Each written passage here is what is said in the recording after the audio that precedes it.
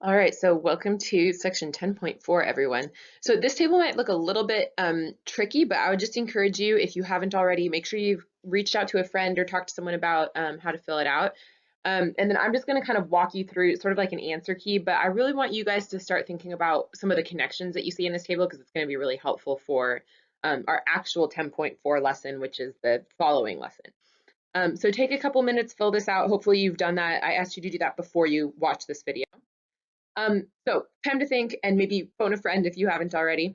So here's what I want you to do with the table. And this is something that we would do in class together if we were in person, but obviously we're not. So you're gonna have to do it on your own here. Pick 3 rows, right? So you're gonna pick 3, like this 2 centimeter row, the other 2 centimeter row, and this next third row here, right? Or you could pick 1, 2, and 3, right? You can pick any 3 rows. And then you're actually going to create a ratio out of the perimeters. So this perimeter and then the new perimeter, and then the areas, this perimeter, or sorry, this area and then the new area. Okay, so I highlighted them here for you so you can kind of like have them color coded. So make a perimeter of this pink number over this pink number and then this green number over this green number. And just kind of compare them and see, once you simplify them, what do you notice about the ratios of the perimeters and the areas compared to some of the other numbers you see in the table? Once you've done that, take a minute to write one sentence describing the difference between the changes in the perimeter from the first side to the second side of the table, and then the changes in the area from the first side of the table to the second side of the table. So I would have you pause right here, take a minute to just kind of make those ratios and think about it.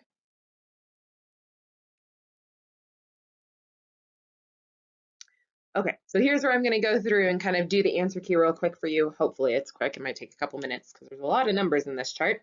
But we'll get into a little bit more of what those sentences mean, how they apply to 10.4 in the next lesson, but we'll kind of check in here. So if you have a side length of 2, right, we're always just going to be multiplying by 4 to get the perimeter. So I had a perimeter of 8. If I double my side length, my new side length would be 4, right? So the original was 2. The new side length, I just double how big my square is 4. So the new perimeter, 4 sides at 4 centimeters each would be 16 centimeters. The new area, 4 times 4 is also 16 centimeters. So as I look at my original perimeter to my new perimeter, my perimeter change is going to be doubled, right? It's just goes from 8 to 16. Okay.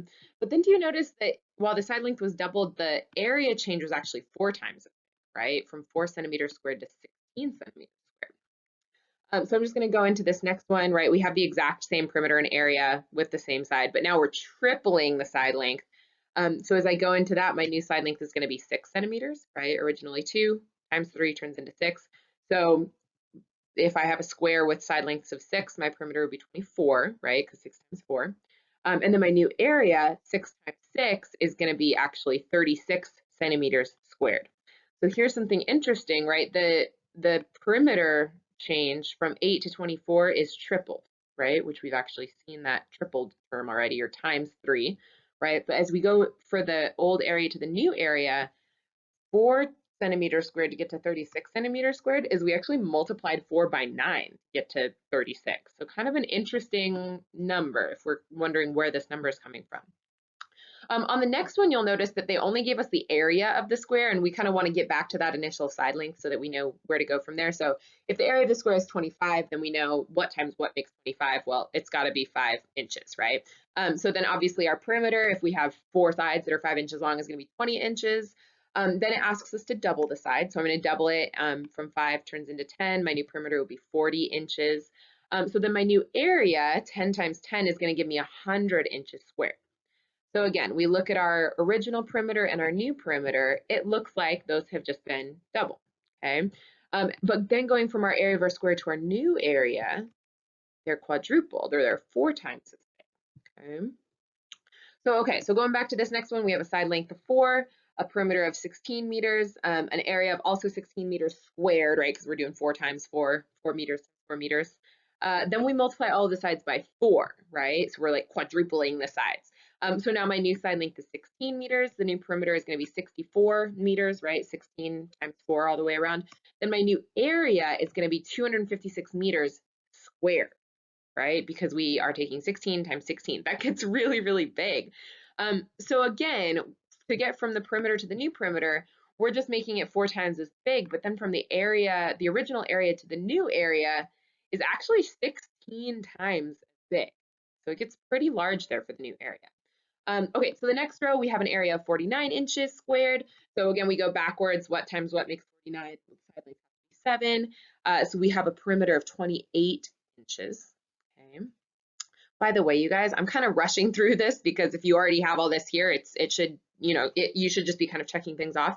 What happens in class a lot of the time is people need to stop me and ask questions about specific pieces. So please pause if you need to and just kind of go back and think through any of these numbers that I'm putting up here. So here's where it gets kind of weird too, is it doesn't tell us what the change in the side length is.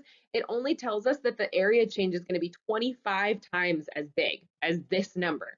So I took 49 and I multiplied it by 25 and got 1,225 inches squared. So like that's all I could figure out from this area change, right? Is that it's multiplied by 25. Well, now if I know the area of this larger square, I can take the square root, right? What times what makes 1,225. And that'll tell me right here what my side length should be. So I took the square root in my calculator and I got 35 inches as my side length. So looking at my original side length, my new side length, 7 times 5 makes 35. So it looks like I'm going to be multiplying it by 5, and then obviously I can find the perimeter by just taking that and multiplying it by 4. So the perimeter change to go from 28 to 140 is also 5 times as big, right? Are you guys seeing any patterns here, by the way? So then the weird part of this table is like what's going on that area change, right?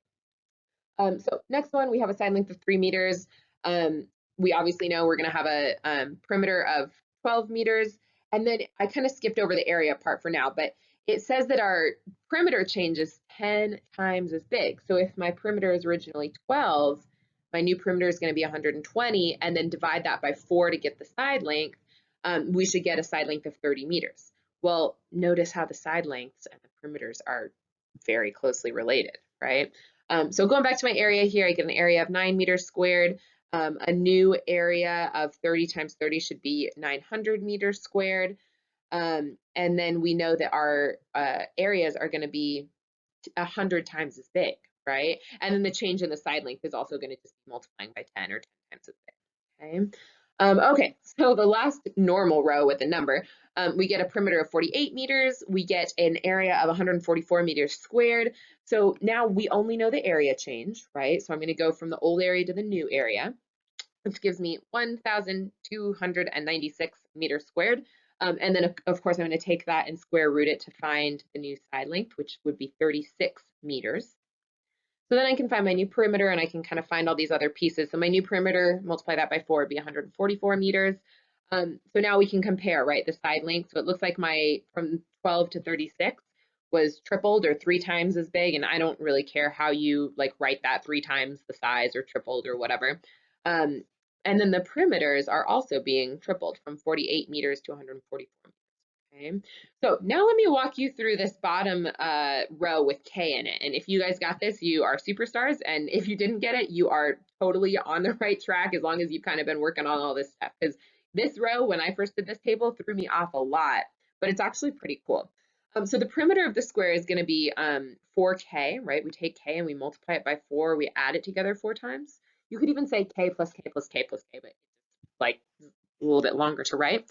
And then the area of the square is going to be K squared. And notice I kind of left my units off here. You can have them if you like, but I'm not really going to be looking for those units.